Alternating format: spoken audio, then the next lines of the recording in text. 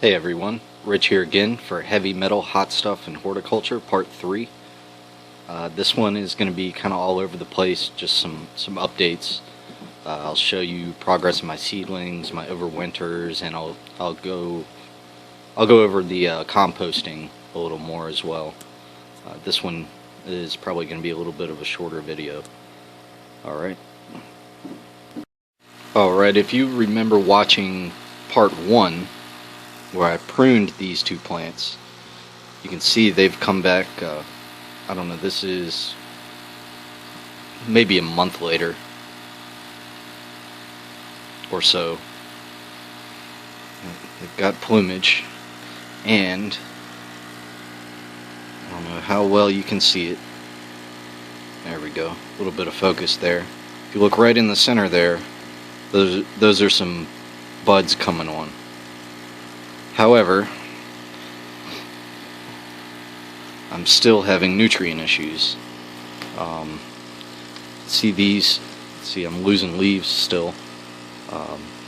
Some of the leaves are just, I think it's called chlorosis, but I'm not 100% sure on that. They're real light yellow, thin. So what I did earlier, I opened this up here, and I put in some calcium magnesium supplement, organic version of it, and I shut off the valve.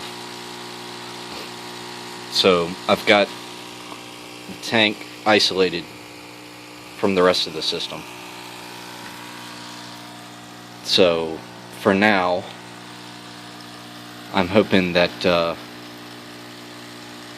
they're going to absorb some of that calcium magnesium, and it'll help offset any kind of lockout it might be having from the nitrogen. And this guy here is a Fatali plant, and I'm actually expecting this one to start blooming very soon again. Would be the 4th time it bloomed in about a year. It's actually got quite a good sized trunk on it too. I don't know if you can see it very well. It's bigger than the width of my thumb, and it's right around a year old, maybe 11 months or so. This was a great producer. It's organic, and it's looking good. No aphids. Over here, you can see I got quite the jungle going right now. Got a few other plants. This is a Pimenta de Nade, also budding. Carolina Reaper back here. It's got some buds coming on it too. And I've just got them in this sunny spot right here, and you know, they seem to be doing alright with it.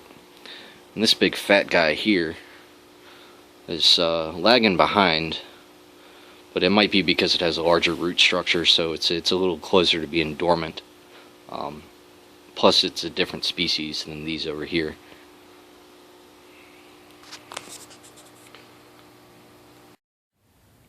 Okay, my compost bin, as you can see, if you remember from part 1, I dumped a whole crap ton of clippings in here. You can see how much it's reduced down just since then. The reason that even during winter that it's so active is because I continually turn it, and you can see I have it in a clear bin, so it's got sunlight that gets into it, so acts kind of like a greenhouse, and the microbes break down all the organic matter. You know, you turn it and it breaks down more, reduces, and it's actually very rich, very fine kitchen compost. I've also got some of the other soils. I put some Fox Farm Ocean Forest over in there that another plant was in last season. So that's recomposting. Yeah, every once in a while, during the off season, way away from when I'm actually going to be using it, I'll come over here and actually urinate in it, which you don't want to do if you're using it on live plants because of the ammonia, but works the same principle as aquaponics basically. It breaks down into nitrates, so adding nitrates directly into the compost. So there's nothing fancy about it. I'm thinking maybe go and buy a pack of night crawlers and put them in there too.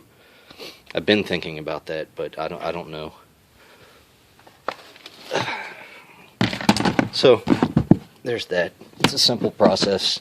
Makes it a lot easier when you have a clear bin. Like I said, works like a greenhouse. Keeps some microbes nice and warm and active.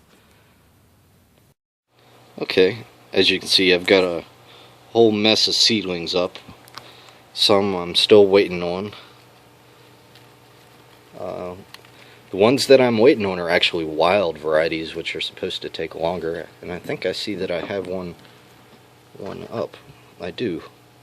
It's a wild Capsicum baccatum, Cap 215, I believe.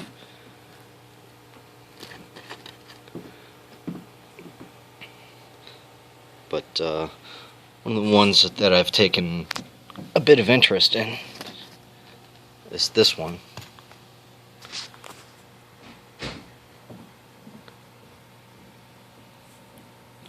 It's a 7-pot Barak pour crossed with CGN 21500. It's just a really cool looking Capsicum chinense seedling. Nice little purple accents to it. I'm looking forward to seeing how this one comes out. Another beautiful plant. You can see the one on the left there is actually polyploid. It's got 3 cotyledons on it, but these are Capsicum annuum called Purple Flash. And they have kind of iridescent purple leaves on them. Ornamental, probably don't taste very good, but I'll find out when I have fruits on them. But I've just got a mess load of seedlings.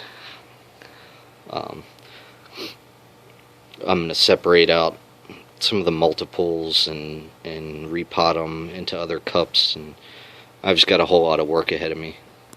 So anyway, hope you were able to get something from this, and thanks for watching. Behold! Just kidding. Alright, for the soak method, pretty simple. I don't do this a whole lot, but sometimes with wild seeds. This is just a cap off of a water bottle. Put your seeds in there. It's regular old 3% peroxide that you get from just about anywhere. And you put it in there with the seed and soak it for about 6 hours. And you can have several different varieties going. Just get yourself a bunch of bottle caps.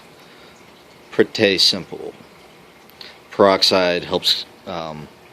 It's basically unstable water. Has an extra oxygen molecule. When it releases the oxygen, it oxidizes any microorganisms that it might come into contact with, which kills them. So if you have any kind of bad fungus or anything on your seeds, that will help sterilize the surface of the seed. And it's also good for the seed because it helps loosen it up so that the seedling can come out. Alright, so I think that's going to be it for video 3. Thanks for watching.